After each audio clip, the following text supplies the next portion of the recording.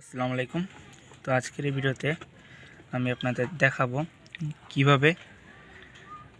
কিভাবে মলি মাছ। আর আজকের এই ভিডিওতে দেখেন আমরা কিন্তু নতুন পোষা পেয়ে এসেছে আমার কাছে এই যে দুটো মলি মাছ। তো এই মলি মাছ দুটো আমি আগে কখনো মাছ পারিনি, আর তার জন্য শখ আছে কিন্তু মাছ পারিনি। আমার বন্ধু দুটি গিফট করায় আমি আজকে থেকে মলি মাছ পালন শুরু করে দিয়েছি। তো দেখেন আমার কাছে কোনো অ্যাকোরিয়াম না থাকায় বাসায় বসে আমি এরকম একটা অ্যাকোরিয়াম তৈরি করে ফেলেছি। একটা জুড়ি দিয়ে এই অ্যাকোরিয়ামটা আমি তৈরি করেছি।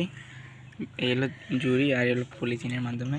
আর নিচে এই যে নিচে বালু আর পাথর দেওয়া আছে, যাতে করে একবার পুকুরের মতো নিজেদের মতো থাকতে পারে আর ডিম বাচ্চা করতে তাদের কোনো সমস্যা নয়। কিন্তু এই যে বালুর পাশাপাশি এখানে আর কী দেওয়া প্রয়োজন দয়া করে আমাকে কমেন্টে জানাবেন, যাতে করে